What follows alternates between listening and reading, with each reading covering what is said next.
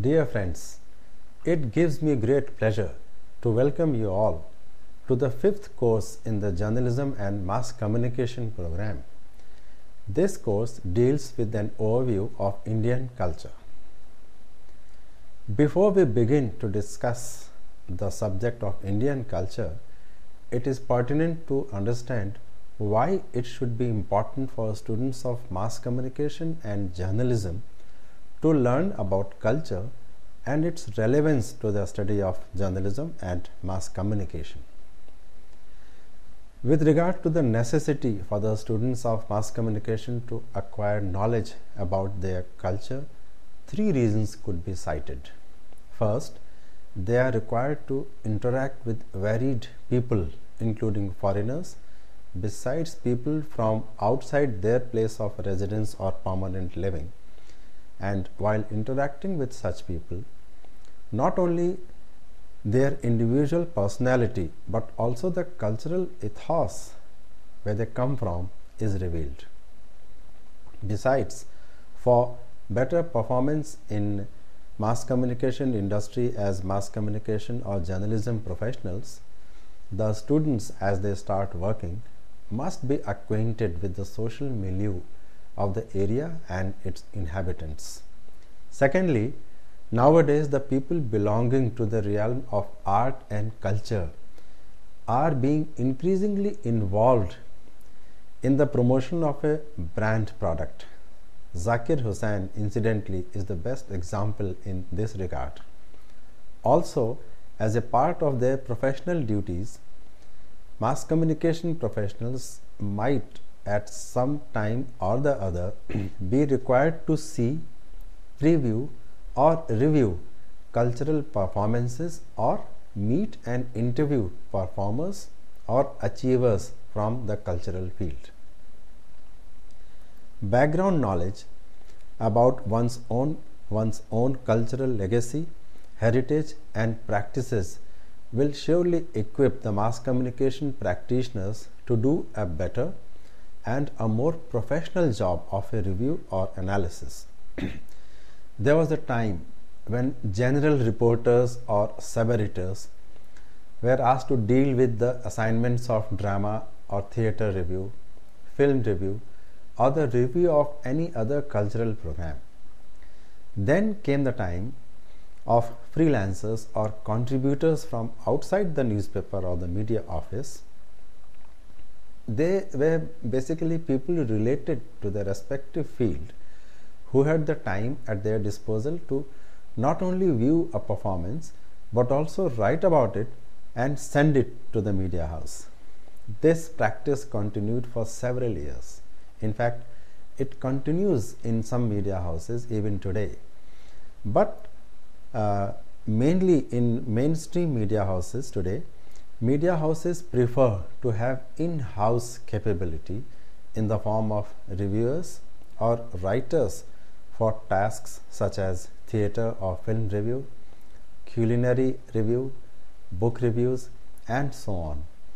It is quite common to find media houses having a film and theatre editor or a book review or literary editor and so on. This not only saves on the effort to look for an expert writer every time who can write exclusively for a publication, but it also takes care of personal likes and dislikes of the writer being reflected in the review. And of course, it is incumbent upon the media to also preserve and safeguard the country's composite culture from any encroachment and know what kind of a stand is required whenever an attack on the country's cultural ethos is suspected from anywhere. It must be understood that India has had a multicultural historical background with residents and invaders of different cultural backgrounds having left an imprint on local cultural practices. From Greek to Persian, French to Portuguese or British, Syrian to Tibetan or Chinese, All these and many more customs, cultural practices, languages, and rituals today find a reflection in the country's composite culture.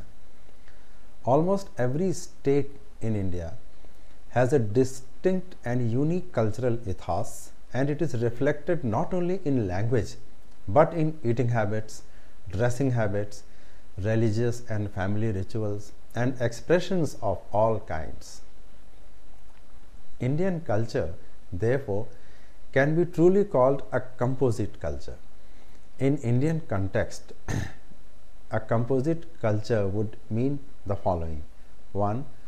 Cohesion but not fusion, unity but not uniformity, reconciliation but not merger, agglomeration but not assimilation, and solidarity but not regimentation of the discrete segments of the populace. While stressing our common features and interests, we should also point out the beauty of our differences. To begin this discussion, let us first ask ourselves, what do we mean by culture? The answer is not simple, and it cannot be given in very simple terms either. Still, culture can broadly be said to be man's creative expression of the way he perceives and interprets reality, and his attempts at conceptual formulation at what is possible, what is beautiful, and what is better. These may find expression in the way people lead their daily lives, eat, celebrate, mourn, travel, interact with others, and entertain or enjoy. At a deeper level, this expression also comes through in religious thought, in philosophical reflections, in literature, through art, music, and architecture. Through these channels, man delves into his deeper self to understand his relationship with other men, with natural environment he lives in, and confronts as well as transcendental or ultimate reality, the questions of life and death. Culture, thus, is a very comprehensive term. As a category and concept, it designates a way of life and describes the way human beings think, feel, believe, and behave. As a psychological phenomena, culture is observable in behavior, both in its mental and overt patterns.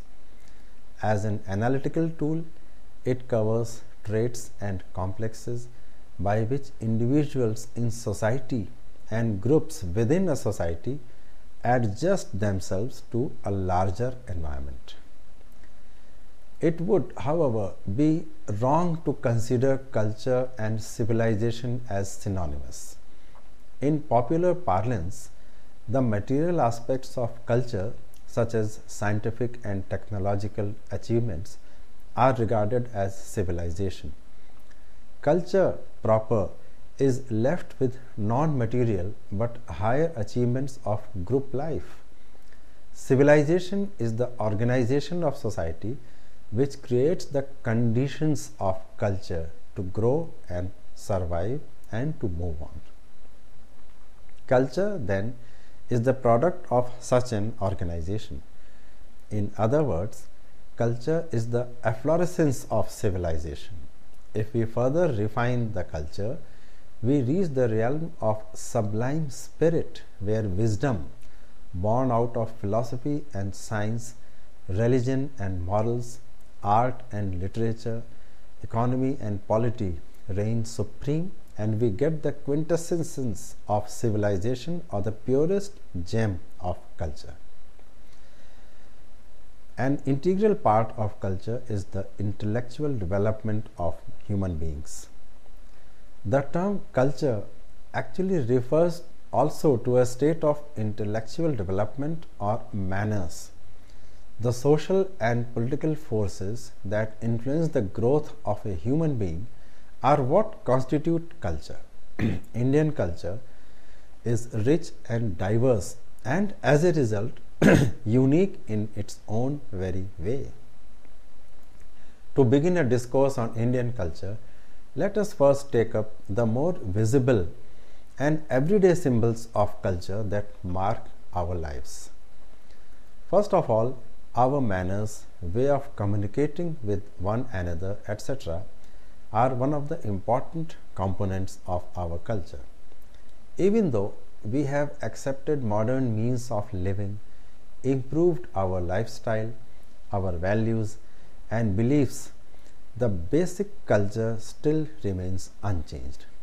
A person can change his way of clothing, way of eating and living, but the rich values in a person always remain unchanged because they are deeply rooted within our hearts, mind, body, and soul, which ultimately we receive from our culture. The first aspect is regarding to hospitality. Tradition has it that in Indian culture, guests are treated as God or gods.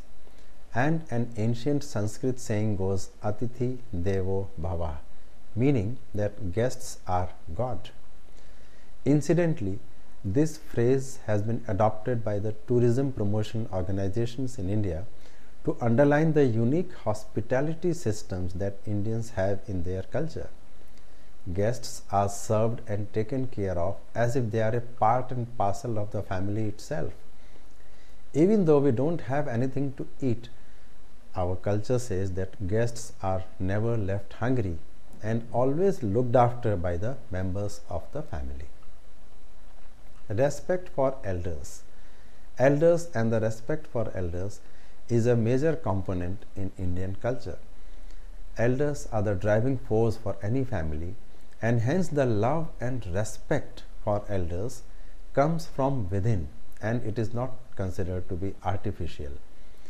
An individual takes blessings from his elders by touching their feet. Elders drill and pass on the Indian culture within us as we grow. Respect for all. Respect one another is another lesson that is taught from the books of Indian culture. All people are alike, and respecting one another is considered to be one's duty. In foreign countries, the relationship between the boss and the employee in a workplace is like a master and a slave and is based on purely monetary terms and conditions, whereas in Indian culture, the relationship between the boss and the employee is more like a family relationship, unlike foreign countries. In fact, in workplaces in India, it is common to come across references to work being like it is a work of the house, or it is like our own home work, a phrase that indicates that the quality and indulgence towards the work at the workplace would be more than that of a mere employee. When one says that it is a work like home, it means that there will be not only monetary conditions behind achieving the task, but a personal interest and indulgence. Helpful nature. Helpful nature is another striking feature in our Indian culture. Right from our early days of childhood, we are taught to help one another in need of help and distress, if not by monetary means, then at least in kind or non-monetary ways. Indian culture also tells us to multiply and distribute joy and happiness and share sadness and pain. It tells us that by all this we can develop cooperation and better living amongst ourselves, and subsequently make this world a better place to live in. Ancient civilization in India reveals marvelous facts about our heritage. It is an eye-opener as to how kingdoms ruled and how people went about life in a logical way. Though medieval, it is actually amazing to find how people transacted and went about building dams and townships and tended to the chief occupation, which was agriculture. dance, and rituals were always a part of Indian culture, and this was the chief mode of entertainment. Indian culture is also about honoring heroes and cherishing love. It is a land of aspirations, achievements, and self reliance. Indian culture has a very high level of tolerance, and hence the advent of so many external cultures was not restricted. Adaptation to any culture or embracing a religion was always the democratic culture of ancient India. Indian history is about war heroes during Indus Valley civilization and the initial time when currency was coined. Indian history talks a lot about self reliance, especially in terms of food and agricultural production. This was the great effort put in by the farmers and support received through irrigation. The modern agriculture also shows a lot of indigenous methods of preserving the produce. The Chola dynasty, the great king emperor Ashoka, and the secular era of Emperor Akbar will always be green in our memory. Several books are written on the rich Indian culture wherein the saints preserve the Vedas and the ancient scriptures. There are shlokas and mantras, that is, chants that can evoke positive energy and revoke enthusiasm in life. The rich culture of yoga as a part of life and the goodness of Ayurveda have now got a universal approach in the lifestyle of people all over the world. Our roots are strong, and despite the westernization and access to technology, the distinct Indianness is still maintained while celebrating festivals like Diwali or observing fasts. This is also believed to be the land of Lord Ram, which is Ayodhya, or the birthplace of Sri Krishna, considered to be in Mathura, the birth of Sikh religion, and the reverence felt by all Indians is still intact. Indians are extremely secular by nature, and especially in big cities and metros, there is a seamless blending of Indians during festivals such as Christmas or Eid. So now let's come to the next aspect of Indian culture, that is attires or dressing up in Indian culture. Ethnic charm is exuded in simple outfits in India. The tropical climate is well adapted to the range of muslins and cottons. The mixed variety in cotton goes from viscose, polycotton, and also cotton silk, which has a sheen of its own. Attires are very much about the region and the climate. The Himalayan costume is suited for the environment where the dress is a blanket wrap in red and black secured with an ethnic pin. The ornaments or jewelry is a festive adornment with a big red bindi to complete the outfit and the picture. The sari happens to be the most versatile drape with its amazing style of draping and design. The sari is the traditional dress of India, which has also gets modified as per material, drape, and style with each region. This has also gone up to international drape style, followed by ranking designers on the ramp shows. The saris of the south have a different tie and dye pattern that finds its counterparts in the Bandhi prints of Gujarat in the west. There are embroidery patterns and types that seem to be the intrinsic talent of certain regions, including the north and the east. Cardigans and shawls are hand woven from the north, especially the Himachal and Arunachal belt. This displays the rich handicraft culture of India. The modernization in winter wear is seen with details like pockets, zippers, blends of fabrics, and easy feel wear. The Gota work of Rajasthan and Punjab is skilled golden zari strips woven or fixed onto the main garment like a sari or the dupatta. The most comfortable dress is the salwar kameez that radiates Indianness and is also extremely comfortable.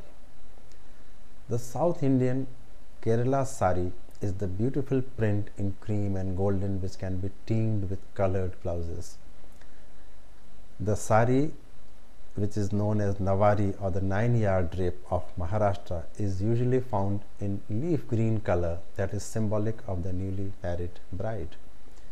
The colors also seem to be in mauve, red or blues, and the saris happen as Narayanpet, Paithani and various other Belgaum prints. The Padavai or the Ghagra Choli for young girls in the south, that is incomplete without the gold jewelry, especially the Kashi gold chain and Jhumki earrings, is also typical of that region.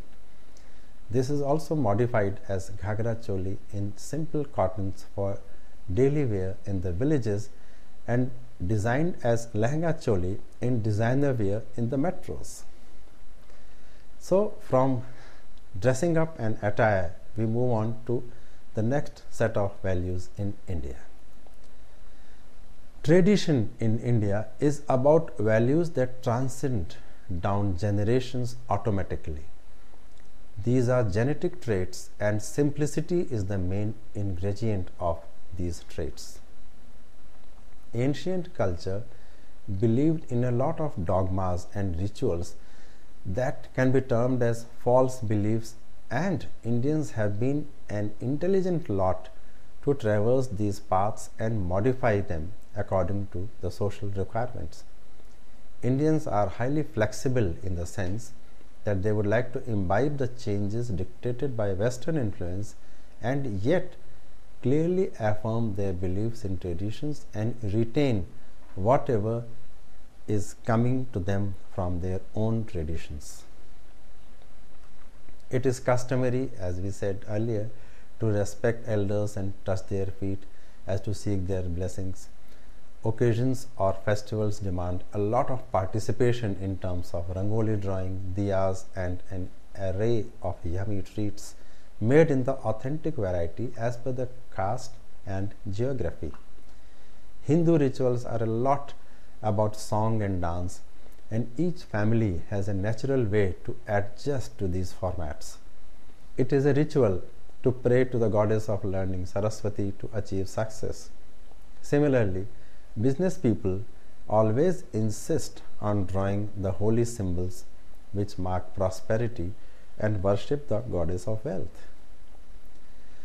With the advent of technology and women's emancipation, there is a trend to mingle free with the Western concepts of dress, belief, work, and also get into a secular concept. But one can still feel a very distinct Indianness, and most of our brethren abroad miss their homeland. Indians all over the world are known for their hospitality and the high level of tolerance, and their adaptation power is high, and hence they are able to scale heights in the international arena. Putting oneself on the global map, Indians are seeking new vistas of communicating their beliefs and tradition. The gift of health and well-being through yoga and meditation are a great source coming from the Vedas in the rich Hindu tradition, which has actually benefited the entire world.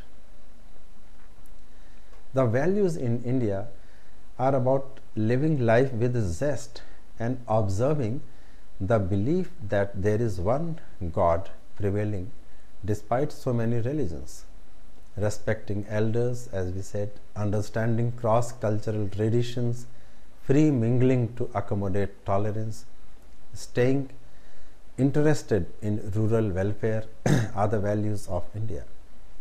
The artifacts, cuisine, handicraft, attire, and lifestyle of the rural people are still followed and preserved by Indians across the states. In the family culture of India, a family is about joy and sharing. In India, the family culture is all about love and patience, a For example, a girl weds into a family and adjusts herself seamlessly to the rituals, routine, and cuisine of the in laws' family. Of late, one can see a lot of love marriages, that is, cross border mingling, which is also being accepted by the elders in the family, although traditionally getting a marriage arranged was more like the traditional custom in all Indian families. Association with religious beliefs and sects is also followed by families, as many of them believe in a particular guru or a particular saint who guides them in the spiritual path. Families are also getting nuclear owing to independent lifestyle preferences and also the concept where both the husband and wife are working and both have demanding careers. This is quite common in metros where families are independent in their upbringing and yet love and respect the elders who reside separately.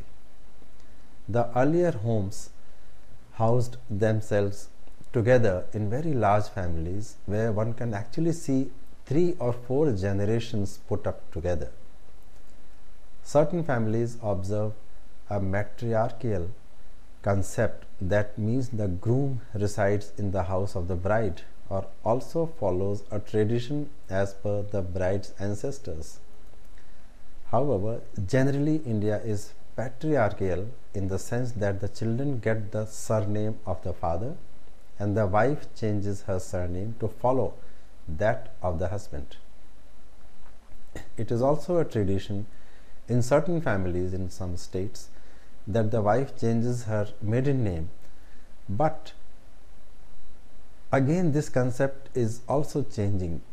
Indian families are very accommodating and willing to accept this kind of change. For example, it is a concept to observe a fast named Karwa Chauth or a celebration known as Raksha Bandhan with great aplomb. There is an occasion for gifting and seeking the blessing of elders and having a feast. It is important to respect and hold certain family traditions which are unique in terms of cooking, rituals, and beliefs. Families give a lot of importance to lighting the diya in the evening, and also each person in the family has a habit of doing the puja in his own way. Metros are also seeing and undergoing a lot of family value transformations in celebrating birthdays and anniversaries by observing the rituals which are traditional and also entertaining outdoors. The Indian culture has actually imbibed the right mix of Western influence and yet maintain the ethnic family tradition.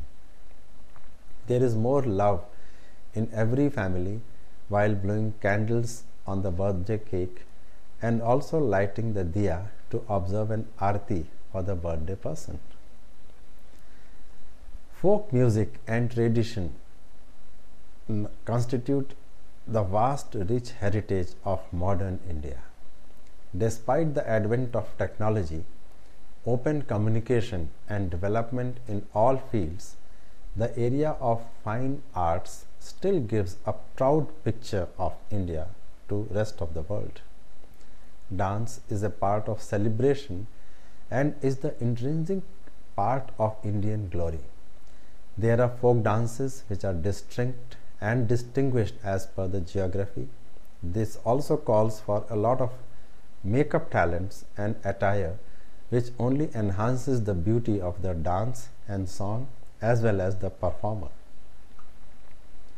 Indian dance forms have traveled internationally and there are many academies of Indian dance forms abroad. The participation in Indian dance forms is a great impetus to the tradition of India and a boon for all those Indians living abroad who love associating themselves with Indian culture. Bharatnatyam, for example, is the most renowned form of dance from the south which has been kept alive by sincere efforts of traditional gurus and the allegiance of many students. It is a dance form which is almost a religion to those many who practice and follow it. The Bharatanatyam dance, incidentally, is usually done with bent knees in a forward position and has the opportunity to display the Nav Ras or the 9 emotions. The makeup style and attire is very typical and hence allows a lot of expression. Kuchipudi is a characteristic dance form again from the south. Kathakali and Kuchipudi have a lot to do, like enacting a play and the use of mask, other kinds of accessories and get-up. There are many schools that impart training, and seeking this form of dance knowledge is a journey by itself. The Ghumar dance of Rajasthan is a lot about rotation and typical palm movements. The Ghungroos and the Ghungat impart more style to this type of dance. The Lavani dance of Maharashtra is now being revoked by sincere people, and the type of dance is now again getting traditional in its concepts without being polluted by other influences. The Garba dance, which was a form of Ras by the Gopis and Krishna, is now being followed in all parts of India during the Navratris. There is enough commercialization in the 9-day festival in metros, and the participation is done on a wide scale. The celebration of Garba on Navratri is no longer restricted to the state of Gujarat or any other state, but has become a completely Indian celebration by itself. The Manipuri and Odissi dances are very ethnic in their concept. There are a number of folk dances which still happen in the villages where the authentic lifestyle of rural India is preserved and displayed on festivals and other celebrations and occasions. Dance is the main form of artistic entertainment, along with folk songs and other influences that have been brought in by cinema also. Acknowledging the subtle distinguishing points, the essence of Indian dance form is pure and unique. The traditional form of greeting, that is Namaste or Pranam, is how we greet each other in India. To greet a friend or another Indian, we join our hands with palms together, bow down in front of the other person and say Namaste, Namaskar or Pranam. It is felt that the Lord dwells in the heart of every human being. This joining of hands symbolizes the meeting of two souls. Our real self actually meets itself. This signifies reverent salutations and unity of souls. Bowing down and joining hands symbolizes humility and also makes the persons involved in exchanging the greetings humble towards each other. Thus, when we join our hands and say Namaste or Namaskar, we actually see the Lord in the other person and believe, I bow with deep respect to the all-loving, all-powerful and omnipresent Lord in you. The Indian reality and the Indian people are composed of constituents that are diverse in terms of language, religion and subcultures. This fact of real differences and diversity coexisting with an underlying unity is the reason for referring to Indian culture as composite culture. This composite culture, thus, is a product of borrowing, sharing and fusing through processes of interaction between two or more streams over a long period of time. Such cultural symbiosis and exchanges have a propensity for greater vitality as against a monoculture either of the dominant or the dominated ethnic segment. The composite culture of India has been described by several analogies. Our culture is like a mighty river fed with many tributaries, and the main stream flows on and on. The Hindustani expression for this kind of fusion is Ganga Jamuna culture or the Ganga Jamuni culture, which comes from this concept of unity between East and West, North and South, and so on. It is also compared to a great cauldron to which different ingredients have been added from time to time to produce a lustrous compound. This seething cauldron has never cooled and is always ready to accept new ideas without losing its pristine identity. It is obvious that there are various subcultures within the great and general pattern of composite culture, for unity does not mean uniformity. Today, composite culture includes more than its original medieval form. It has widened its dimension in the last 200 years of British rule and the mighty sweep of national liberation movement thereafter. In broad essentials, India's composite culture includes at least these streams of influence. First is the Vedantic vision. This Vedantic vision is imbued with a sense of tolerance and respect for the many paths to truth, and the essence of the philosophy of the Bhagavad Gita that salvation is through action or karma, and action is duty well done without expectation of rewards or result. Then the second is the tradition of the Bhakti Marg. In this tradition, the emphasis is on love or pure devotion as the axial principle of life. Bhakti Marg stresses on love of God and love of man as the means of mystic vision and the unitive state for the attainment of peace, harmony, and liberation in this life and the life thereafter. Bhakti or devotion bordering on love was considered to be the means to attain peace and unity with the Creator. The humanist concept of Islam is the next parameter. This includes fraternity of human beings, justice as the growing principle of social ethics, charity towards the have-nots, rejection of priesthood, simplicity of dogmas, monotheism, emphasis on the beneficent, that is Rahman, and merciful, that is Rahim, attributes of God the Creator, with implications for mercy and beneficence towards the creatures of God in fulfillment of obligations towards humanity. Then there was the message of Sulh-e-Kul or the Sufi Silsila. The Muslim Sufi saints became popular heroes as the charismatic focus of human charity, fraternization of different communities, upholders of the rights of man, and dissenters against the tyranny of the Muslim rulers and the Muslim feudal aristocracy.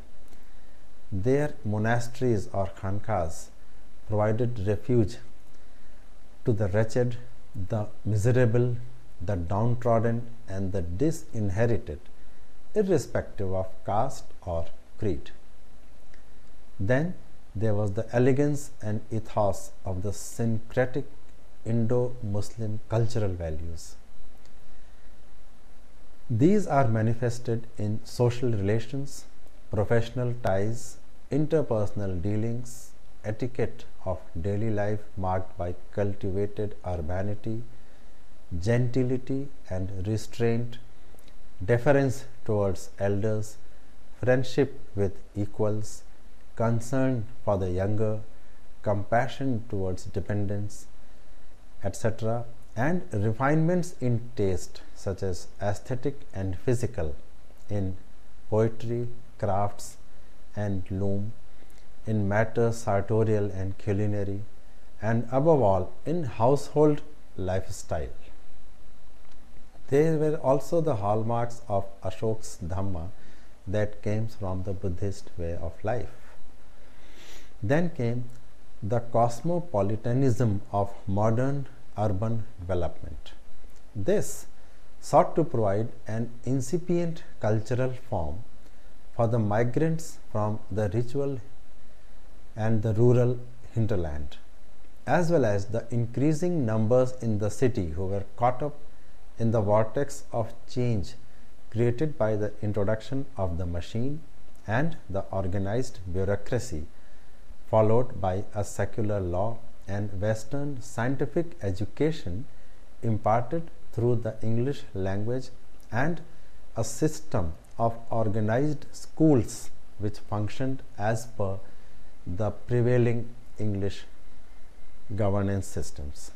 Coupled with this, the rise of the Indian bourgeoisie and urban professional and proletariat working classes in cities like Calcutta, Bombay, Madras, Allahabad, and Kanpur, to name just a few of them, between the 1850s and the 1950s, provided a different pattern of civic culture. In fact, this cosmopolitanism has had a very lasting impact on Indian culture, in that it led the urban people to imbibe more and more of Western influences in their daily lives, which started from schooling to celebrating festivals to reading habits to the evolution of theatre and cinema, and also the work culture, where working was not only for any kind of relationship, but there seeped in a sense of getting a compensation and return. Incidentally, this was also the period from 1850s to 1950s that industrialization that had started in Europe took root in Indian industrial cities also, and a lot of mills, factories, and manufacturing units were set up in most of the cities mentioned here and also elsewhere. Then came the heritage of the Indian national movement. The national movement for the liberation and reconstruction of Indian polity was itself the most magnificent expression of composite culture in national politics. It provided an all India platform for articulating the values inherent in composite culture.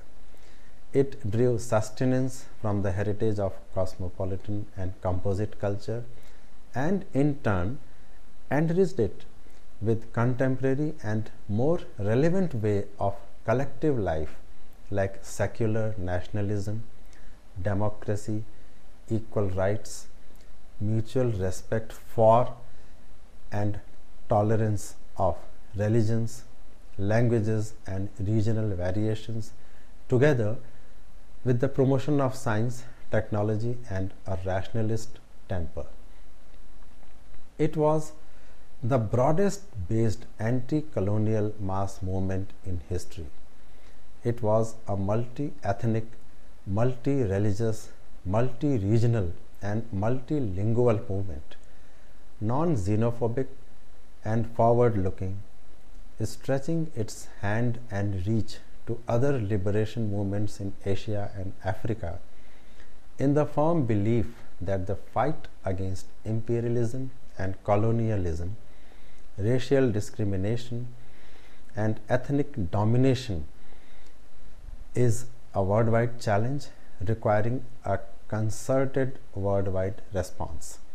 The finest elements in our freedom struggle subscribe to the values of humanism and human fraternity, pluralism of cultures, and unity of political action for freedom, democratic construction, secular polity and nationalism as part of interdependent internationalism.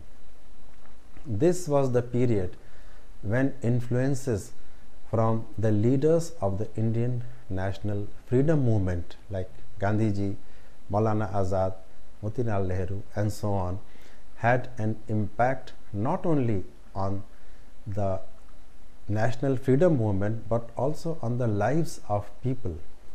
For example, the wearing of khadi, the upholding of values which related to the national freedom movement, the values as personified by Gandhiji in relation to secularism and non-violence, the feeling of mutual respect and secularism as propounded by Motilal Nehru and Jawaharlal Nehru, and also Maulana Azad and many others, all of them became not only a part of the freedom movement but also a part of the cultural practices of those times, which continue to have an impact even today on people either at work or at home or in the system of governance and so on. The heritage of Indian national movement actually has left such an impression that today when we talk about Indian culture, we actually refer to certain things which had their roots during the national movement and which continue to happen even today, like the integration between religious communities, the cultural and religious practices that are being spread far and wide, whether it be Hindus or Muslims or Sikhs or Jains or Christians, and also the feeling that the national freedom movement was not a movement of one community alone, and these secular values are what that keep our country and the diverse communities together. So, as we see from the period of the Indian national movement, there have been various factors which had an indelible impact on the cultural ethos today. But the Indian culture has evolved since the ancient times in multifaceted fashion. The religious beliefs and practices of the Indus Valley people are, to some extent, reflected in later Hinduism. The figures shown on the seals of that era provide ample evidence that they worshipped Shakti or mother goddess of power and sacrificed goats and other animals to her. One also gets the evidence of Shiva worship from the Indus Valley people. So is the case with the worship of the peepal tree. In Hindu mythology, bull, one of the sacred animals of the Indus Valley people, is said to be the vehicle of Lord Shiva. The use of the swastik sign and the wheel as the symbols of sun also date back to the Indus Valley days. When the Aryans came, they adapted some of the features of the older culture into their own. The early Vedic Aryans worshipped forces of nature and personified them in their myths and hymns. After they settled in India, a trinity gradually replaced the Vedic gods Brahma, Vishnu and Mahesh, who retained some of the features of the earlier gods. Shiva, for instance, evolved from the Vedic Rudra, to which certain pre-Aryan elements were added. The dark features ascribed to Vishnu are obviously a non-Aryan concept. The Trinity constitutes the supreme being, and Shiva and Vishnu are the great gods of classical Hinduism, being the creator and the destroyer.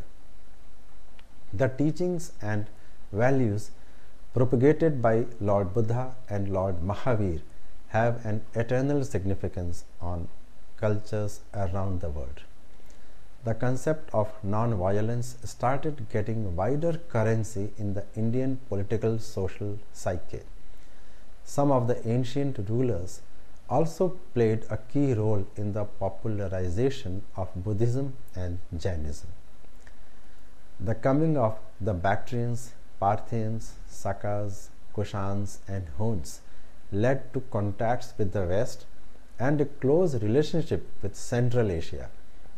These people settled in India for good and completely identified themselves with Indian culture and religion.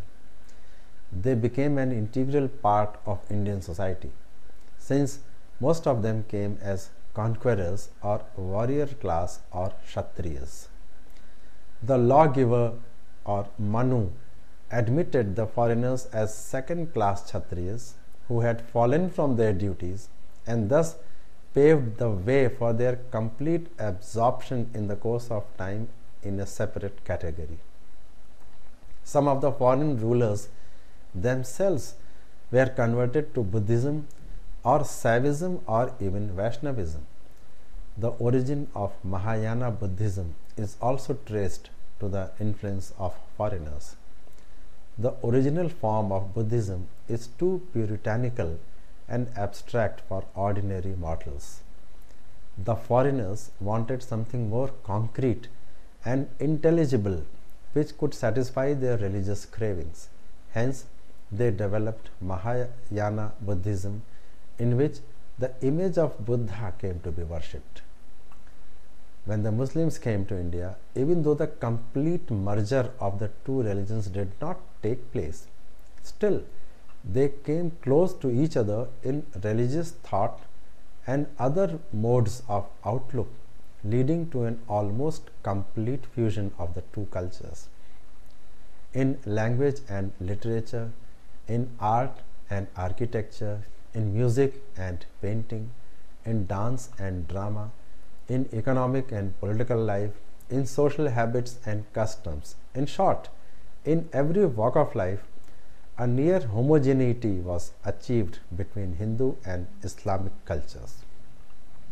Thus, a very typical Hindustani way of life evolved and came into existence.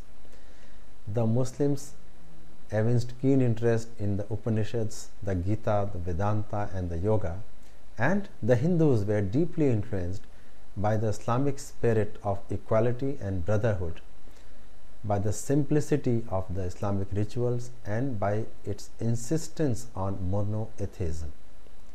Sometimes this led to the common worship of a Satya Peer or a true saint.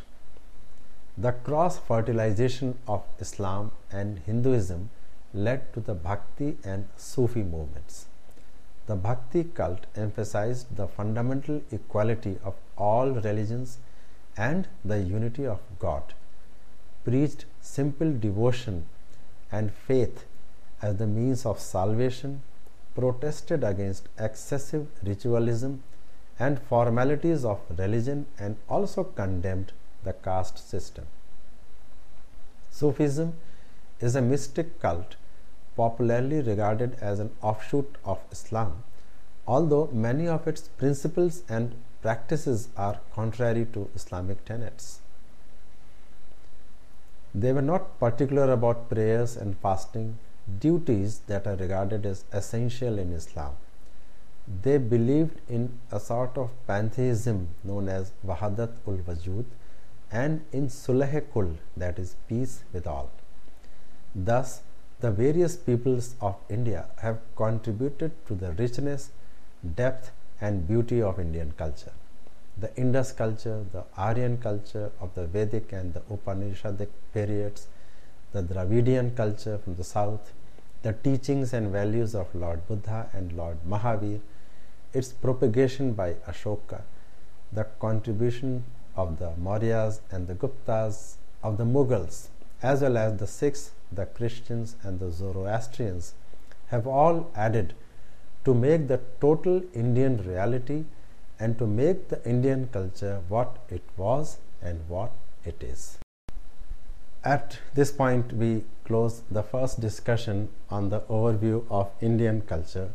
To recap, we find that the elementary study or knowledge of Indian culture and heritage is essential for students of journalism and mass communication because the professionals in this area may be required to deal with issues or events related to culture and performances.